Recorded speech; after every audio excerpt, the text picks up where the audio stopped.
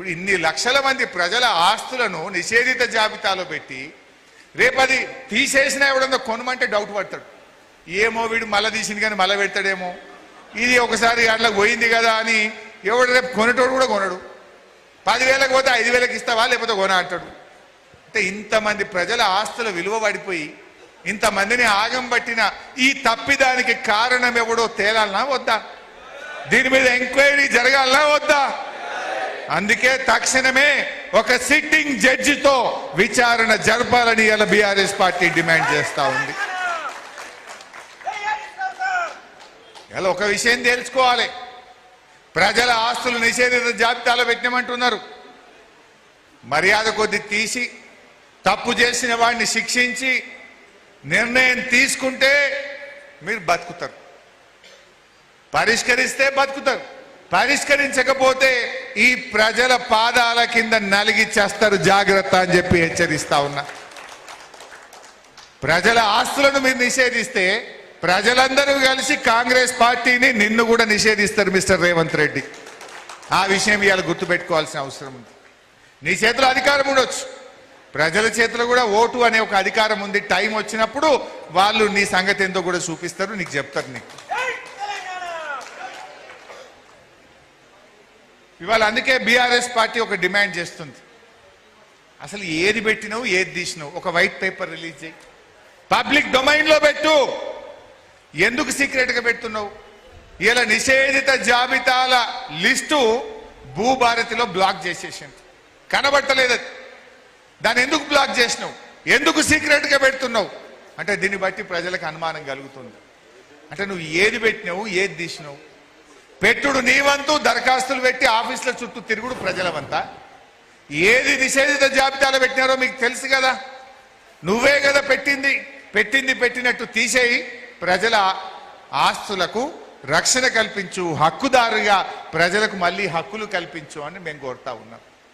నువ్వు పెట్టుడైంది, ప్రజలు ఆఫీసుల చుట్టూ తిరుగుడైంది. ఇదే పొంగులేటి ఒక 15 రోజుల కింద ఏమన్నాడు, మా కాంగ్రెస్ గవర్నమెంట్ వచ్చినాక ఒక్క ఎకరా కూడా పెట్టలేదు అన్నాడు. ఒక్క ఎకరా పెట్టకపోతే సారీ ఎందుకు చెప్పినావు? తప్పైందని ఎందుకన్నావు? పెట్టింది నువ్వే, తప్పు చేసింది నువ్వే కనుక ఢిల్లీలో జరిగినట్టు జెన్జీ ఎట్లా ముట్టడిచ్చిండ్రో, ఏడ సెక్రటరేట్ ముట్టడిస్తారో, నా ఇల్లు ముట్టడిస్తారో అని ఈ డ్రామాలు పెట్టినావు. నువ్వు సారీ చెప్పినంత మాత్రాన కాదు. అందుకే ఇవాళ రేవంత్ రెడ్డి మేము ఒకటే కోరుతున్నాం, తక్షణమే పొంగులేటి గారిని బర్తరఫ్ చేయాలి. ఇవాళ రియల్ ఎస్టేట్ వ్యాపారుల చేతుల్లో ప్రజల ఆస్తులు పెట్టడమే తప్పు. పొంగులేటి రియల్ ఎస్టేట్ వ్యాపారి ఎంతసేపు ఆస్తులు ఎట్లా సంపాదించాలి, పైసలు ఎట్లా సంపాదించాలి, బేరం ఎట్లా చేయాలని ఆలోచిస్తాడు. ఇవాళ అటువంటి రియల్ ఎస్టేట్ వ్యాపారుల చేతుల్లో ప్రజల ఆస్తులు కాపాడే రెవెన్యూ శాఖ పెట్టడమే ఈ ప్రభుత్వం చేసిన తప్పు. రేవంత్ రెడ్డి నీకు ఇందులో వాటా లేకపోతే, నీ తప్పిదం లేకపోతే తక్షణమే పొంగులేటి శ్రీనివాసరెడ్డిని బర్తరఫ్ చేసి నీ నిజాయితీ రుజువు చేసుకోవాలని చెప్పి కూడా ఈరోజు బీఆర్ఎస్ పార్టీ పక్షాన మేము డిమాండ్ చేస్తా ఉన్నాం. ఎందుకంటే ఈరోజు ధరణి ఏం చెప్పింది ఆ రోజు బీఆర్ఎస్ మీద బట్టగాల్చి మీదేసింది. ఏదో ధరణి తప్పు చేసింది అని చెప్పిండ్రు, ధరణిని బంగాళాఖాతంలో వేస్తామన్నారు.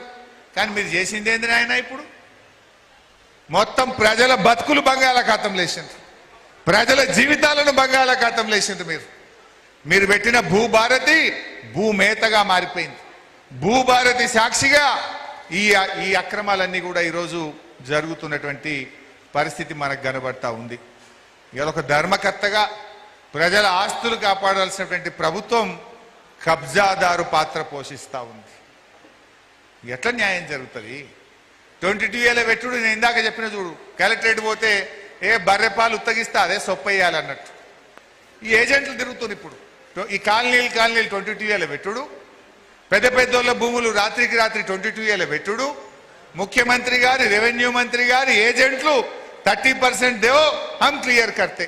ఎన్ని రోజులు తిరుగుతావు కోర్టు చుట్టూ, ఎన్ని రోజులు తిప్పలు పడతావు ఆఫీసుల చుట్టూ, సపరేట్గా 30% ఇయర్ అదే అయిపోతుంది. ఇట్లా ఏజెంట్లు తిరుగుతూ ఉన్నారు ఈ రాష్ట్రంలో.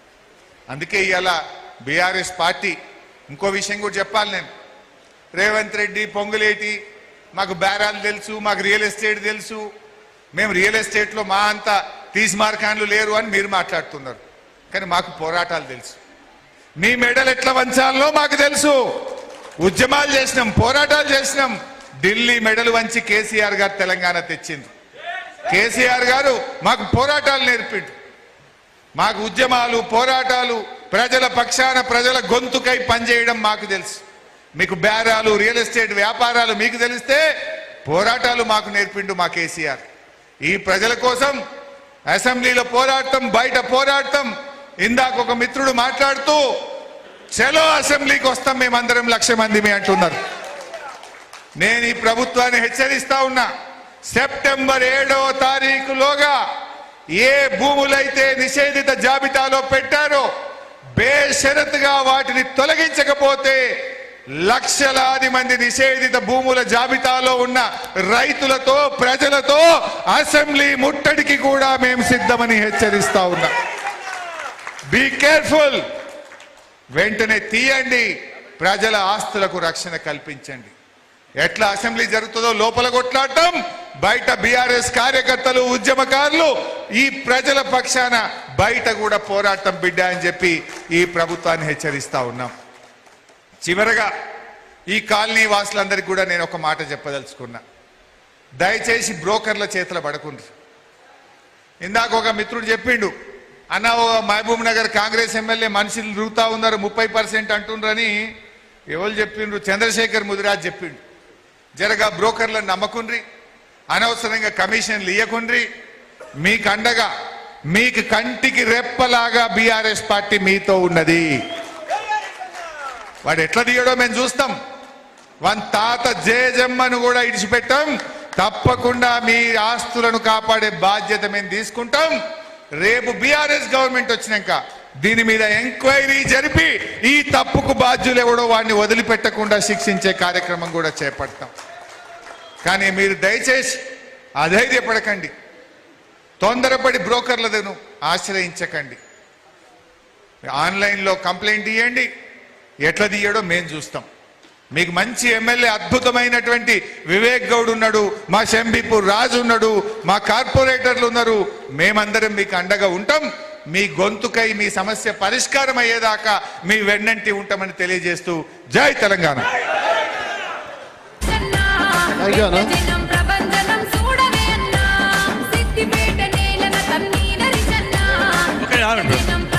మరి కొండమల్లు నవల రచయిత